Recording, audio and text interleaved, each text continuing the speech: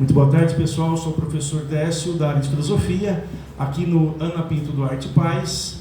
E hoje nós estamos fazendo o nosso café filosófico, né, com o terceiro ano A, né, e com a presença aqui da Ludmila, da Fernanda e da Malagori, que vão tratar de assuntos bastante pertinentes relacionados à nossa atualidade.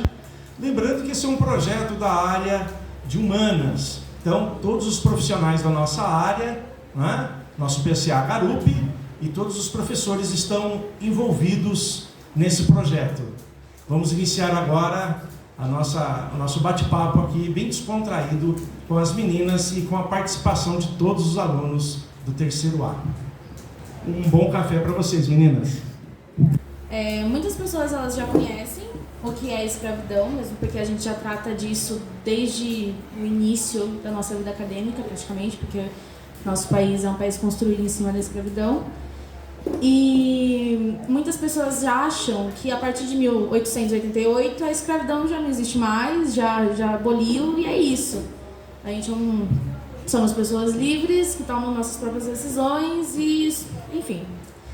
Acontece que a escravidão ela ainda persiste, só que ao invés das pessoas elas saberem que elas estão sendo escravizadas, é tudo muito maquiado, tudo muito escondido. As pessoas elas não têm a capacidade de compreender que muitas vezes elas vão trabalhar e não é porque elas querem trabalhar, mas sim porque elas precisam de moradia, elas precisam de alimento, que hoje em dia, por mais que seja a necessidade do ser humano, que o ser humano precisa de água, de alimento, de moradia, de um lugar seguro, é tudo pago, é como se eles vendessem a nossa dignidade. A gente não é digno se a gente não tem dinheiro para comprar o que a gente precisa para viver.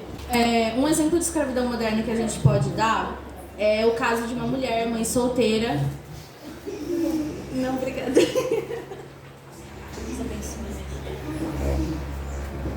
Uma mãe solteira que mais um fator da escravidão moderna é que a gente acha que esse lance de escravidão é tudo muito em países subdesenvolvidos, mas é muito contraditório isso, porque a maior parte da escravidão moderna ocorre em países subdesenvolvidos.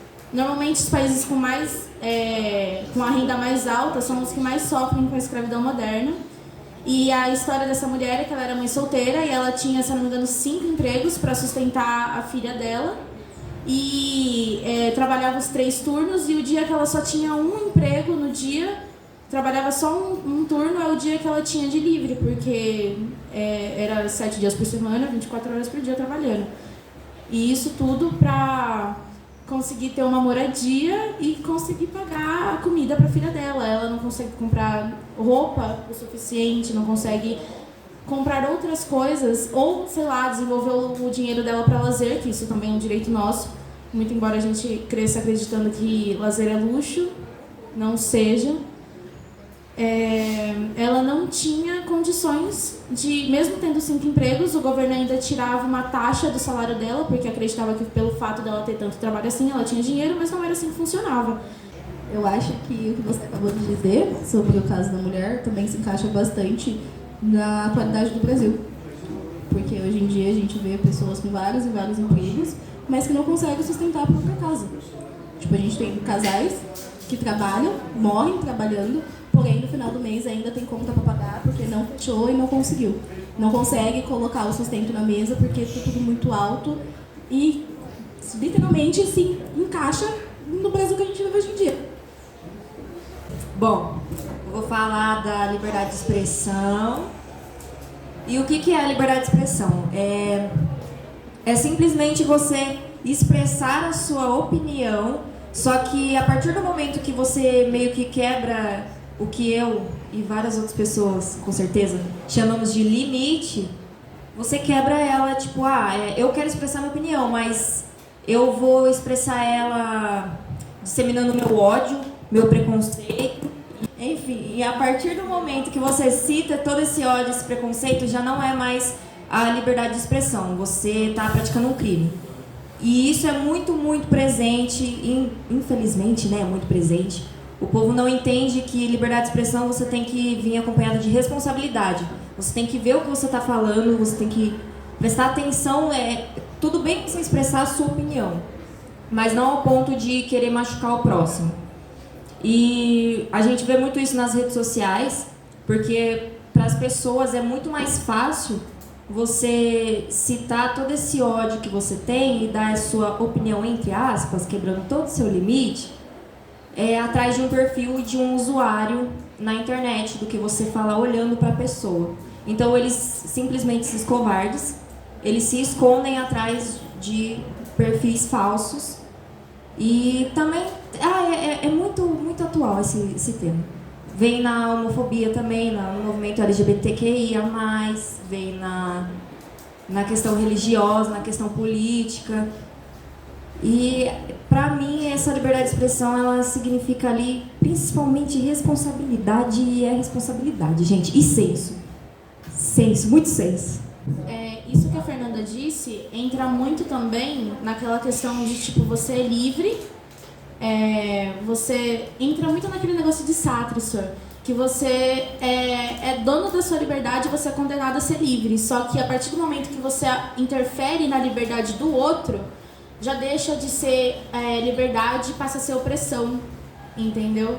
Você entra muito naquele negócio de você não consegue ser feliz com a sua liberdade, você não consegue lidar com a sua liberdade, então tenta oprimir a liberdade do outro. Esqueci de falar, gente, eu vi na internet uma tirinha ironizando esse fato. Tem uma pessoa, nessa tirinha estava uma pessoa se jogada no chão chorando e uma com um porrete na mão falando: você é livre para se expressar, mas desde que eu concorde. Então é assim, né, gente? É o que eu falei do senso, né? A pessoa, ela não respeita, ela não tem o respeito nem com si própria e vai ter com a opinião dos outros. Então, esse assunto tem muito a ver também com a política, sobre o que aconteceu agora, sobre fecharem as rodovias e tudo. Porque todo mundo tem o direito de se expressar e de expressar o que sente. Mas a partir do momento que você começa a interferir na vida de outras pessoas, começa a ser errado.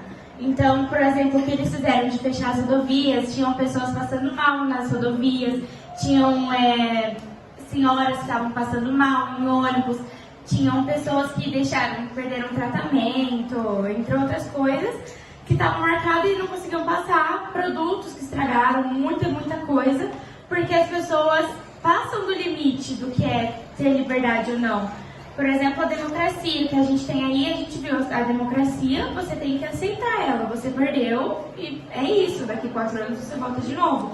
Aí você tem o direito, claro, de manifestações, de você postar alguma coisa que não desrespeite ninguém, mas a partir do momento que você começa a fazer isso, atrapalhar outras pessoas, é errado e deixa de ser uma expressão, uma liberdade de expressão. Como a Duda tratou agora, falando da política, das eleições e tudo mais, que pessoas perderam o livre-arbítrio de poder se expressar o que queria.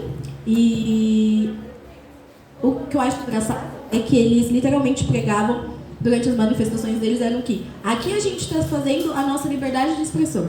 Se eu estou aqui, eu estou me expressando. Mas o que eles também não estavam entendendo era que, a partir do momento que eles estavam parando as rodovias por causa de uma criancice, birrice, porque aquilo não pode ser considerado protesto, porque o tanto de coisa que aconteceu, literalmente falou um monte de coisa. Teve gente que eu vi reportagem falando que teve gente que perdeu o transplante, acabou morrendo por causa disso, porque eles simplesmente não aceitaram isso. Então, a liberdade de expressão que eles tanto estavam falando, tanto estavam pregando, eles mesmos não estavam, indo de acordo. O que eu acho que é totalmente errado, porque se você fala, você prega uma coisa, você tem que seguir aquilo. Só que eles faziam totalmente o contrário. E a liberdade de expressão não é isso, é você poder se expressar, igual eu estou aqui agora, me expressando, falando e respeitando a opinião dos demais à minha volta. Durante os protestos, inclusive, eu tinha lido uma reportagem de uma menina de 14 anos, que ela tinha câncer, né? Não morreu. Obrigada, Maria. E tipo assim, ela precisava passar pela rodovia para fazer quimioterapia e os caras não estavam deixando ela passar. Ela teve que tirar o pano da cabeça dela, que protegia a cabeça dela, para comprovar que tinha câncer, porque imagina uma humilhação que essa criança teve que passar entendeu? Pra ter simplesmente o direito dela de ir vir garantido, entendeu? Entra muito no que a Duda disse. O problema não era a manifestação, o problema era impedir o direito das pessoas de continuarem suas próprias vidas, entendeu? Meu tema é sobre o direito das mulheres e a luta que a gente tem constantemente pela igualdade e de fazer as pessoas entenderem que a gente quer igualdade e não ser melhor que os homens, que tem que deixar bem claro, porque tem gente que acha que não é. E eu vim falar um pouco sobre como está atualmente tudo. Nas últimas reportagens que eu vi, tinham bastante pessoas fazendo manifestações nas ruas, tanto aqui em São Paulo, na principal de São Paulo, lutando pela igualdade dentro das empresas. Porque tinha muita gente sofrendo desigualdade lá dentro e as mulheres não estavam mais aguentando isso. Teve um caso que eu vi de uma mulher que relatou que ela era CEO de uma empresa e tinha um cara que ele era um cargo menor que ela e era para ela estar recebendo tipo, bem mais que ele, porque é um cargo importante. E ela estava recebendo o salário dele e ele estava basicamente recebendo dela. E por causa disso, elas fizeram uma paralisação nessa empresa e como protesto, falando que não iam trabalhar. Um dos problemas que as mulheres precisam enfrentar, além da desigualdade salarial, seria no caso a dupla jornada, porque a mulher, as pessoas elas acordam, o trabalho ele já começa a partir do momento que você entra num ônibus com transporte precário, a precarização das vias, do transporte, enfim, tudo. E aí, a mulher, ela acorda, ela tem que lidar com isso, e quando ela chega em casa, muitas vezes ela tem casa para limpar, ela tem filho para cuidar, porque o marido chega e acha que não é obrigação dele. Porque, eu tive um dia cansativo. Então, essa desigualdade, ela vai muito além do que se emprega dentro dos muros de uma empresa, entendeu? A desigualdade salarial, ela entra a partir do momento que a mulher ela é vista como, tipo, é só um trabalho, enquanto o homem é tipo, nossa, cheguei cansado, não vou precisar mais lidar com nada, enquanto a mulher tem que lidar com 1001 coisas ao mesmo tempo. Só sobre o que ela falou, eu acho que essa desigualdade que a gente aprende, por exemplo, assim, vem muito da parte das mulheres também, muitas vezes. Por exemplo, eu já ouvi de várias mulheres assim, você tem que aprender a cozinhar e passar e cuidar da casa, porque senão você não vai arrumar um marido, você não vai arrumar um homem. Ou, ele vai chegar cansado do serviço, então você tem que fazer as coisas para ele, é sua obrigação. Só que as mulheres também trabalham, as mulheres também estudam, as mulheres também ficam cansadas, então eu acho que não é só tem que conscientizar todo mundo, não é só os homens, vamos por assim. Porque tem muita mulher que tem cabeça fechada ainda e a gente ouve isso muito das mulheres também. Eu concordo com tudo que a Eduarda falou, até porque dentro de casa mesmo eu escutei bastante isso, de que as minhas tias mesmo falam que a questão de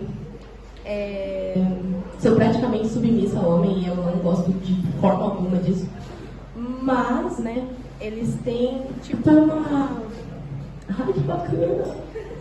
Adoro! Uma forma de pensamento deles de antigamente, né? Então não tem muito que a gente possa fazer. É a questão de amadurecer, né? De entender que o mundo tá mudando e que não tem o que a gente fazer. É apenas a mente deles mesmo. Bem, historicamente, vamos dizer, né? Eu não posso falar historicamente, mas enfim. A mulher sempre foi a dona de casa, como eu não lembro se é a Ludmila Malagori que falou, que ela sempre foi a dona de casa, então isso foi passando hereditariamente de família e de criação. Então é a responsabilidade da família, e a família, vamos dizer assim, tem pais que não têm a mente muito aberta para criar os filhos. Então existe um preconceito exatamente por causa disso, desse movimento do direito das mulheres, e que mães e pais e avós colocam na cabeça da criança por ela ter aprendido daquela forma, entende? Então, aí vai passar para a criança, e a criança vai fazer o quê? Vai crescer assim, e aí quando ela se revoltar, vai dar todo o rolê ruim, e agora melhorou, todo o negócio, né? Porque por conta disso, pela criação que foi passada sucessivamente de família em família. Então eu acho muito, muito importante o que a Eduarda Malagori e todo mundo colocou, a conscientização nas escolas.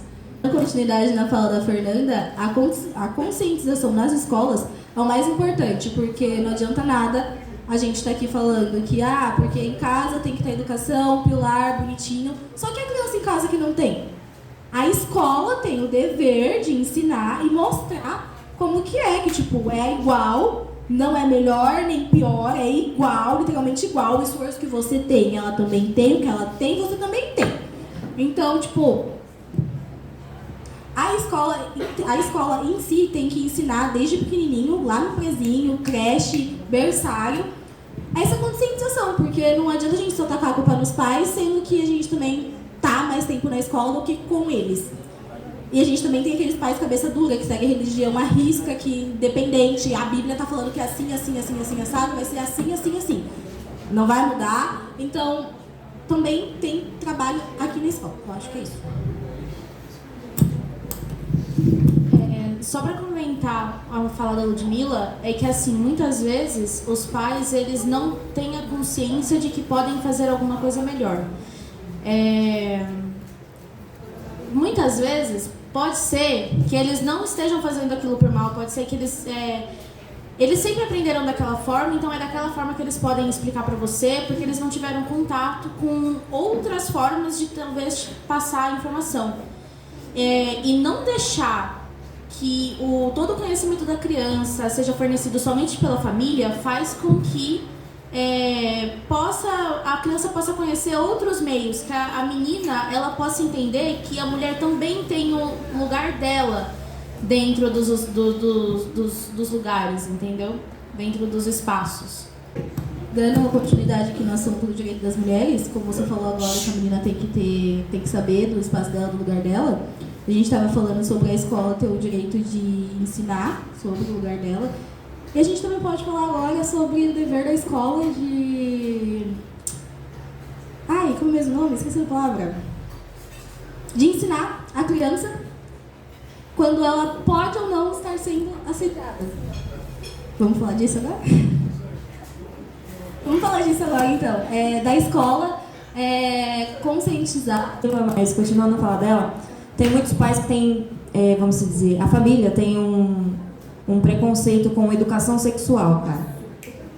De nada. Tem um preconceito porque eles pensam que a gente vai literalmente ensinar como a criança vai agir na hora do ato íntimo. Entendeu? Mas, cara, é muito... Às vezes é muita ignorância, falta de pesquisa. Desculpa falar, mas é minha opinião. E mesmo você mostrando para a pessoa que... que não é aquilo que a gente quer passar para o filho, surge muita reclamação e às vezes pode dar até processo por causa na escola. Mas o que deve... Desculpa, Ludmilla, eu sei que você quer falar. Mas a educação sexual para as crianças deveria ser ensinar onde pode ser tocado, o limite da criança. Por exemplo, um adulto chega lá, porque a criança é inocente. O adulto chega lá, passa a mão no braço dela, passa a mão aqui é que eu não quero falar. Nos seios, nas áreas íntimas. E a criança, por não ter o conhecimento, ela leva aquilo como normal. Então, eu acho muito importante. Existe um negócio chamado farol, que é uma atividade para criança, né? Onde ensina onde pode, as áreas verdes pode, as áreas vermelhas não, as áreas amarelas é atenção. Então, os pais também têm que estar ali com a criança e falar, se acontecer isso, me fala, porque também tem essa de confiar nos pais e contar aos pais. Eu acho que, a gente não tem que só ensinar as crianças a falar com os pais, porque pode estar vindo a violência, pode estar vindo sendo sofrida pelo pai ou pela mãe. É verdade, eu esqueci de ressaltar isso. Pela família acontece demais. Mó palhaçada. Então, a gente tem que ensinar a criança a confiar nas pessoas ao redor dela, que ela sabe que ela pode ter confiança. No caso, a professora, que também não impede da criança estar sofrendo. Sim, entra de novo na educação sexual dentro das escolas. Onde a criança pode confiar tanto na professora como na diretora, tanto na gestão escolar, e poder falar sobre isso com eles, porque não adianta nada. a gente ensinar na escola sobre educação sexual, chegar em casa, a criança está sofrendo isso, a gente falar, não, mas você tem que falar com seu pai, com a sua mãe, com o familiar, e ela está sofrendo dentro de casa. Concordo com vocês falaram. E também tem um ponto do meu pensamento, que eu presenciei. Bom, a gente aprende na escola que não é certo as crianças sofrerem abuso sexual nem nada do tipo, mas também há muitos casos que a criança, por exemplo, a minha prima do meu marido, ela sofreu um abuso sexual graças à mãe dela, que ela queria ser igual a mãe dela. Então, ela ficava se arrastando no portão, chamando os homens mais velhos. E depois que isso aconteceu, a mãe dela falou assim, mas ela se ensinou. Então, tem sempre que os pais caem em cima dos filhos, principalmente das meninas, que tem muita menina que não sabe se defender. Tipo, vem um homem em cima de você, você não vai conseguir se defender de um homem alto, forte. E ela acaba sofrendo abuso sexual. Uma coisa que eu acho ridículo, com todas as minhas forças, é esse negócio de falar, pegar a vítima e simplesmente apontar pra cara dela e falar assim, ó, você sofreu isso por causa da sua insinuação, porque... por causa da sua roupa, por causa do jeito que você fala, por causa disso, por causa daquilo. Você tá simplesmente toda a culpa do abusador e tacando em cima da vítima, que também já sofreu e tá ali, recebendo toda a culpa, destinada que não é pra ela. É como se fosse uma forma que a sociedade encontrou de simplesmente não fazer a justiça. É homem, então por que fazer a justiça em cima dele? Sendo que se ela não tivesse usando aquela roupa, ele não teria ficado com vontade. Se ela não tivesse se movido de tal forma ou se insinuado pra ele, a culpa é toda dela, entendeu? É uma forma que a sociedade simplesmente olhou pra pessoa e falou assim, não tem o que eu fazer, entendeu? É como se não quisesse achar uma solução pro problema. A questão é que, assim, a culpa sempre cai na mulher, nunca é do homem. Nunca vem pelo homem. Já aconteceu na minha família, com amigos, amigas. E a culpa sempre cai na pessoa que foi abusada. Porque é sempre culpa dela, né? A pessoa podia estar bem e a pessoa foi lá e se aproveitou de um momento de fraqueza, de um momento que ela não estava em si, sóbria no caso. Em festas acontece bastante isso e ninguém liga. Você vai na polícia e não acontece nada. Você denuncia, não acontece nada. Depois de meses vão atrás e o que acontece? Não acontece nada. Bom, depois de meses, literalmente, você ter feito a denúncia, vão atrás, a pessoa fala que não fez e acaba por aí. É sempre assim, sempre foi. A Manu falou que a gente sempre anda com medo na rua. Isso é verdade. A gente sempre teve essa... Acho que é mais natural a mulher ter medo do homem do que o homem ter medo da mulher. O menino sempre aprendeu que, tipo, pode sair na rua à noite sozinho, tanto faz, sabe? E a mulher, ela sempre, não, eu preciso sair coberta, mesmo dando um calor da desgraça, eu preciso usar uma roupa mais larga, eu não quero algo mais provocativo, porque eu tenho medo de alguém me chamar na rua, alguém pegar pelo braço, entendeu? Porque a mulher é vista como um ser mais frágil. E o menino também nunca foi ensinado desde a infância a se comportar de uma maneira mais ética, né? Como um ser humano normal. E a mulher, ela sempre foi ensinada a ter medo, a ter cuidado na rua. Eu acho que tem a ver também com a questão emocional. Tem muita gente que fica com uma pessoa, mesmo sabendo que, por exemplo, ela é traída ou ela apanha, entre muitas outras coisas, porque ela tem uma dependência emocional muito grande com o companheiro ou a companheira, normalmente é o companheiro, mas também tem a ver com... A gente sabe que o Brasil, como você disse, é um país muito machista, muito homofóbico, e as leis não são aplicadas como deveriam. Então, muitas mulheres, e eu conheço muitas mulheres que deixam de denunciar por medo de daqui 2 ou 1 mês, ou nem isso, a pessoa que ela denunciou sair da cadeia e cometer algo pior com ela. Então, muitas vezes as mulheres ficam caladas também por conta disso, porque os homens sabem que a lei não é 100% seguida como deveria ser, e aí os homens falam assim, mas se eu sair eu acabo com a sua vida, eu mato você de vez, ou eu continuo com outras ameaças do tipo, e a gente sabe que uma hora ou outra eles vão sair, querendo ou não, muito antes do que deveriam. E eles normalmente quase nunca têm medo do que pode ser acontecido depois. Então, as mulheres deixam de denunciar, até porque, mesmo quando denunciam, quase nunca acontece alguma coisa. Só uma coisa que eu gostaria de acrescentar em relação às leis sobre a proteção à mulher é que, muitas vezes, a falta de lei necessária para proteger acaba sendo incentivo para o homem, porque ele sabe que não vai ter nenhuma consequência para ele, então ele vai lá e continua. Tanto é que tinha até um caso de uma jornalista da Globo que enviaram vídeos sexuais para ela falou que ela ia fazer denúncia e o cara falou assim, vai, faz, porque não vai acontecer nada comigo.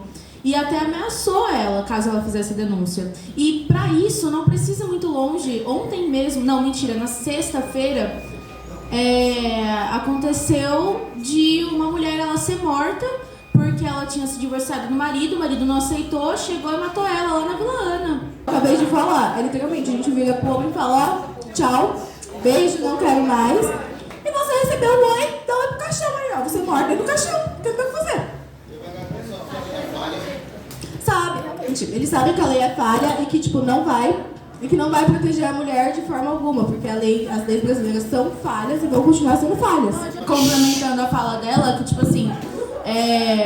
não adianta ter lei que proteja a mulher, pode ter inúmeras, mas se não tiver uma mulher ou alguém que realmente acredite no feminismo ali dentro para interpretar essas leis de forma que proteja elas, então não vai fazer a mínima diferença, porque pode existir 1 trilhão de leis. Se não tiver alguém ali disposto a utilizar elas, interpretar elas da maneira certa, então vai continuar sendo inútil. O engraçado é que na Câmara, quando eu estava fazendo as pesquisas, quando você pesquisa lá perguntando para saber quem são as pessoas que estão à frente disso, são homens. Não é mulher, é homem. É literalmente homem. Não tem uma mulher à frente. Falta. E não é nem porque elas não estão lá dentro. Elas estão lá dentro, porém elas estão sendo oprimidas e ninguém quer escutar. A gente tem que nem não sei se vocês conhecem, mas tem se não me engano o nome dela é Tabata. Ela tá lá dentro da Câmara o tempo todo debatendo com todos os homens ali dentro e ela não é escutada. Ela tá à frente de vários e vários projetos e não é escutada, porque é liderada por homem. Você consegue... Não adianta ser uma voz só, entendeu? Tem que ser várias. Então, tem que abrir esse espaço da mulher na política e é o que está sendo mais falado hoje em dia. E ninguém reage. Mas lá é empate, entendeu? As leis são basicamente criadas por homens para facilitar para eles poderem fazer aquilo que eles querem. É basicamente isso. Não adianta eu sou homem, vou lá e crio uma lei para uma mulher. Mas eu vou saber fazer a falha da lei, eu vou saber contradizer a lei, porque eu sou homem, cara. Eu sei como quase olhar a leizinha e sair do fecho. O fato das nossas raízes serem extremamente machistas faz com que muitas vezes a gente tome decisões machistas que a gente não consegue perceber, entendeu? E muitas vezes o fato de não refutarmos essas leis e essa interpretação, essa liderança masculina que tem dentro da Câmara, do Senado, em qualquer lugar de ambiente político, ou também dentro das empresas, o fato da gente não questionar essa liderança política tem muito a ver com a imagem que o homem e a mulher têm dentro da sociedade, que também foi muito imposto pelas religiões. Se a gente pegar o caso do cristianismo, a única mulher que contestou Adão, ela foi pro inferno, entendeu? Ela é pecaminosa, além do fato da mulher sempre ter sido vista como uma perdição. Eu fui corrompido por causa do corpo dela, por causa das curvas dela, por causa do jeito que ela andava, entendeu? Tem muito isso da mulher sempre ser, embora vítima, sempre ser posta como a culpada de tudo, entendeu? A culpada de todos os erros masculinos é a mulher, e não o cara que simplesmente não sabe cuidar da própria vida. E por hoje é isso, pessoal. Quero agradecer muito a presença das meninas, a Ludmila, a Fernanda, a Malagori, a participação dos nossos queridos alunos, né, que trouxeram grandes contribuições para esse café filosófico. O tema discorreu muito tranquilo, o objetivo era esse, né? Gratidão a todos os alunos do terceiro A, né? Gratidão à nossa equipe gestora, ao nosso PCA Garupi, né? Ao professor Everton, que cedeu as suas aulas, né, para que a gente pudesse realizar esse evento. Muito obrigado e ficamos por aqui.